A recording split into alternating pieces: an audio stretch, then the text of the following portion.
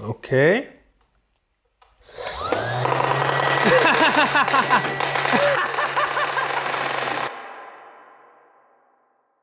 Last year I saw a video by ZiedYT where he made the world's most dangerous security system, which is a BB gun controlled by a face tracking script that shoots anyone it sees. While watching the video I was overwhelmed by emotions, mostly anger because the guy never wore any shoes, so I kept losing focus and I kept staring at those big, meaty, and also because he used OpenCV for facial tracking.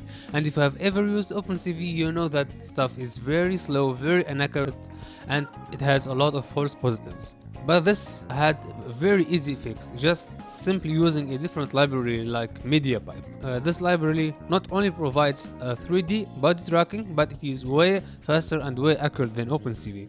This kept being on my mind until I started hearing some autistic voices telling me that I have to do it. Then I finally decided to make it. But then I remembered something that ruins my plans to greatness. I'm not white. I'm actually brown. Which you can clearly see in this visual representation.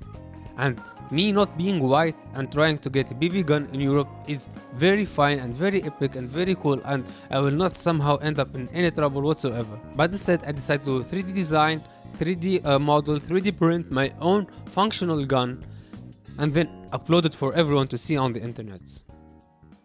Huh?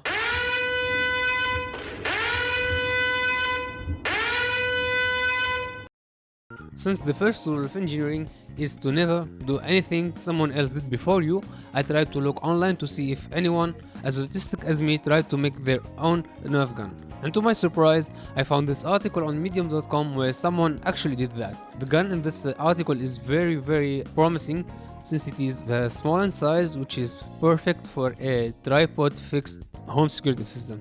But after going through the article, I realized I didn't like everything about it, especially how the trigger mechanism uses this very weird piston to feed the balls. So I ignored my first rule of engineering and then decided to 3D model my own Nerf gun. I studied electrical engineering, so I never had any experience 3D modeling. I decided to go with Autodesk Fusion 360 since it is free and I wasn't able to find a pirated version of CAD. And as an introduction task, I made this cylinder, which means I am now ready to 3D design a functional gun. I looked online to see how Nerf guns work. Most of the guns I looked at have two sections. The first one is the pusher, which feeds the balls from the magazine to the gun one by one, and the second part is the blaster. It has two spinning flywheels which generate power to the Nerf dart or the Nerf ball, which shoots it forward. I started by making the blaster since it is more fun shooting balls than handling them. Unlike the article, I went with DC motors. By using DC motors, I sacrificed some speed for the benefit of them being very easy to use and very cheap, since they can be wired in parallel and don't require one controller for each motor. I went with these AliExpress DC motors, which are kinda chunky in size, but they have very high RPM. After printing the blaster and the flywheels, I assembled the motors and then gave it a test.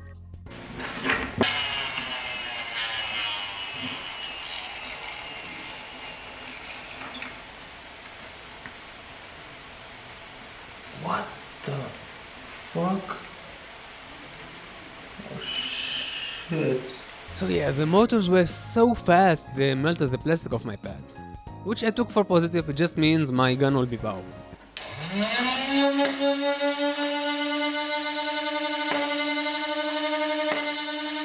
After I finished playing with my balls, I made the rest of the gun. For the look of the gun, I went with this blocky design, which was inspired by my imagination and my imagination alone, and not some sort of show, because I am definitely not a weep or anything. Assembling this was a nightmare.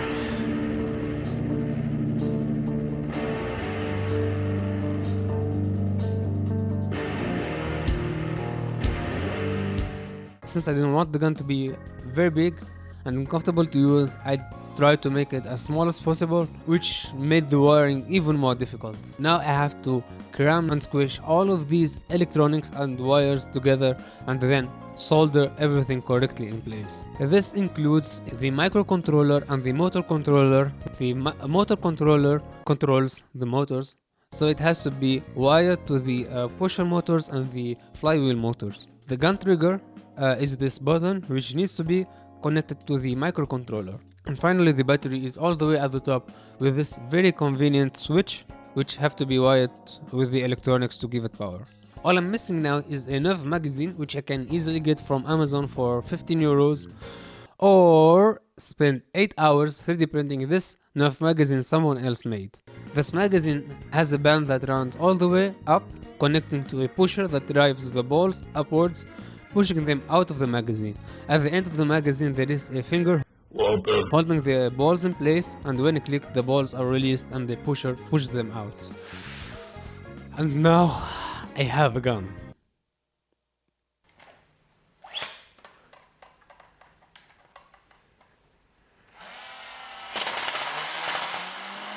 Wait. That's it? Oh fuck.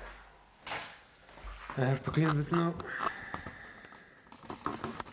It is very loud, and the balls are not straight but have this weird curve, just like a body part of mine. Yes, my nose. I have no idea why this happens, so I tried multiple solutions like printing the gauge in different settings, trying new wheels. I even tried some branded solutions like melting the plastic to make it smoother, and I still couldn't fix it. So I decided to use the surest solution to fix any issue in programming and engineering. It's not a bug, it's a feature.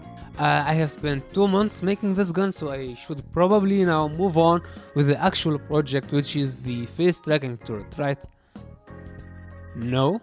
The magazine can hold 16 balls max, which runs out in 3 seconds. I know 3 seconds is actually fine and way above average, but this is supposed to be a home security system, and 3 seconds for this case doesn't feel that secure enough. So I have to find a solution to increase the amount of Nerf balls without actually increasing the weight of the gun, so I can't really use these big magazines that some people use. YouTube started recommending me some random Nerf gun videos, and one of the videos was about this Nerf ball feeder made and sold by outofdarts. This feeder was not open source, but it was also out of stock, so I couldn't buy it even if I wanted to, which I wouldn't. That's why I don't feel really bad doing the country placed under sanction special and stealing their design for inspiration.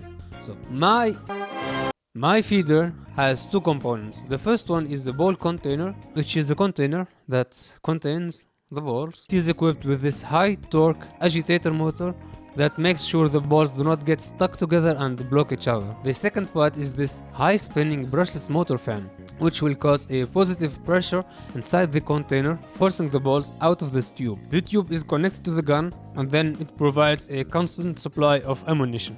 What's left now is controlling the feeder in sync with the gun, which is easily done using these wires that are conveniently sticking out of the gun from the beginning for no reason. And now I can finally last more than 10 seconds. My gun is finally done. A powerful 3D printed Nerf gun that can hold more than 500 bullets in one sitting and shoots them at very high speed. A marvel of engineering and autism. After spending 4 months making this stupid gun, I can finally move on and do something else, like maybe buying some furniture for my fucking empty apartment. But after reviewing the footage, I found this. Look at it. Look. And finally, after trying some random fixes for a week, I found the issue. The 2 motors are fixed to the same piece of plastic, which is, even though it's hard, it still flexes. So when a ball is fed to the blaster, the ball will push each motor away from it, flexing the blaster in this arc, giving the motors diagonal axis away from each other. This will cause one side of the ball to have more spin than the other side, and thus it gives it its curve. Now that I found the issue, I can just move on, stop worrying about it. I found the issue. I don't have to really fix it or anything. It's not really that bad. I can live with it. The gun is usable, right? I don't really have to do it. So I 3D printed another gun. On top of fixing the curvature, this gun has two new features. Even though there is always a fresh, constant supply of balls, the firing rate is not fast enough. This was easily fixed by just swapping the pusher motor with a faster one. And as a self-certified masochist, they don't really hurt at all. I would love to get faster DC motors, but these ones are already chunky enough. So I went with brushless motors. These motors are typically found in drones, so they are harder to use and more expensive, but they are way faster than my DC motors.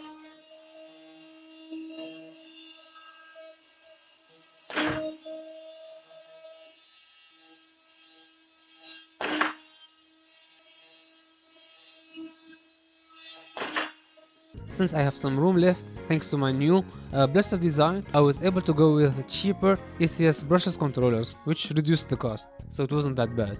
The new blaster fixes the curvature. As you can see, the balls are flying straight, unlike you. So the solution was to use two separate platforms to hold the motors, so now when a ball is fed and the two motors are bent away from each other, the axes are still parallel, so the force applied to the ball is still uniform. And look at this beauty. The balls are so fast, you can barely see them in the video. This is so fun. Wow, this is so wow. Fucking damn it. This Nerf gun allows for speeds way faster than any gun in the market. By using the scientific method of eyeballing how far away the gun is to my wall, around 5 meters, and using the video as time reference, it took each ball 3 frames to travel. So my Nerf balls have reached 50 meters per second, 3 times the typical Nerf gun speed. The ball feeder and the fast pusher motors allow for a fast firing rate of 16 balls per second. But now I have 2 Nerf guns. And by doing some math, I realized I can use one gun for each hand, which is perfect because I also have 2 hands.